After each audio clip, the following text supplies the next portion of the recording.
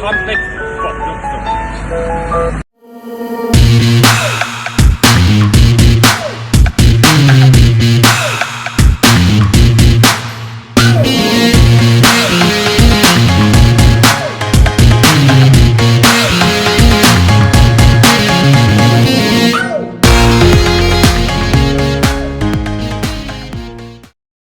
During War I, Germany took this much off of Russia in the blue. The leader of Russia in the war was Tsar Nicholas. And he was all thinking about World War I, of course. Not to mention that the leader of the opposing country that he was fighting, Germany, was his cousin, Kaiser Wilhelm II.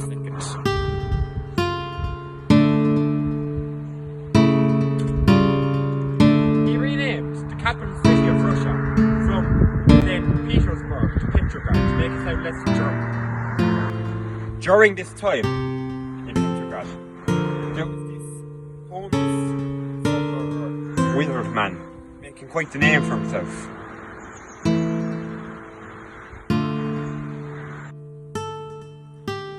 His name was Rasputin, and he was a man that many thought to be a wizard or a witch or have magical powers. Many people thought this, including Tsar.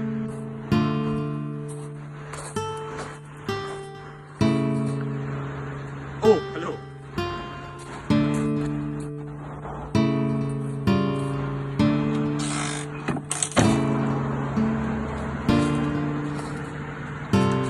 Tsar invited Rasputin to come live with him in his palace, as he slowly became obsessed with the idea of having Rasputin around.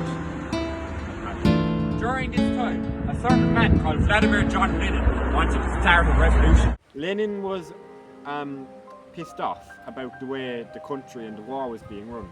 So much so that he made a deal with the Germans that, because he was staying in Switzerland at the time, or in Europe, or somewhere anyway, that if he were to cause a revolution, he would pull out of the war. And that's when he started to try to create. The Tsar was also sick of the way the country and the war was being run. And he decided to go out and to the front lines of World War I, leaving his German wife and Rasputin in charge of the country. He left his German wife in charge of Russia while he left to go fight the Germans. Vladimir John Lenin was sick to death at this point of all of the fucking shit. So he decided to take over the country once and finally for all. And if you want to know about how he did that, you can fuck off, because I'm not getting into it. Now, Vladimir Lenin has taken over Russia, and Tsar and his family, the Romanov family, have been captured. There was a civil war and a famine and all that type of shit, but I'm not going to get into that, because I just do not have the mental energy.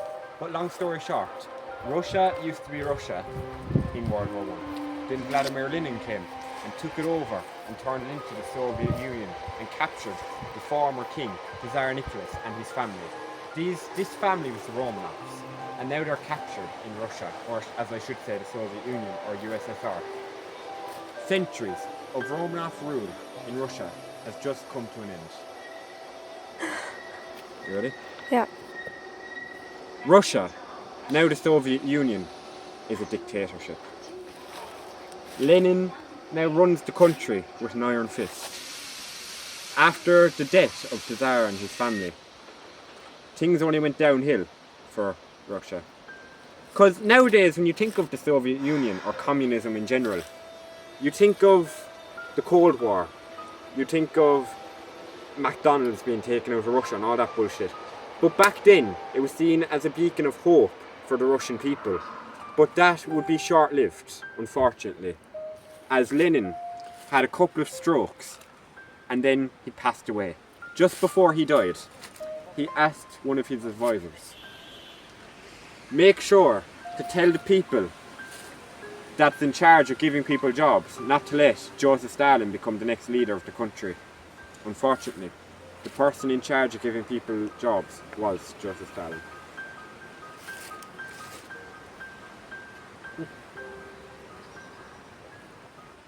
You see, in the middle of the night, the Tsar and his family, the Romanovs, were, as they were captured in the house where they were locked in, they were awoken one night by Soviet officers, and we still don't know to this day if this was ordered by Lenin or if they just acted on this on their own behalf.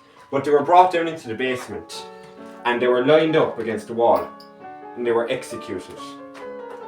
Tsar, his wife and his children were all murdered in the basement. And this, by my standards, marks the end of the Russian Empire and Romanov rule.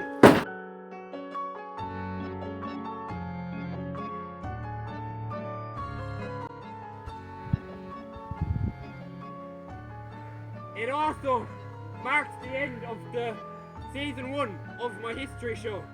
I can't say for sure when season 2 will come out, but we've 3 episodes for season 1. Good night! Fuck you!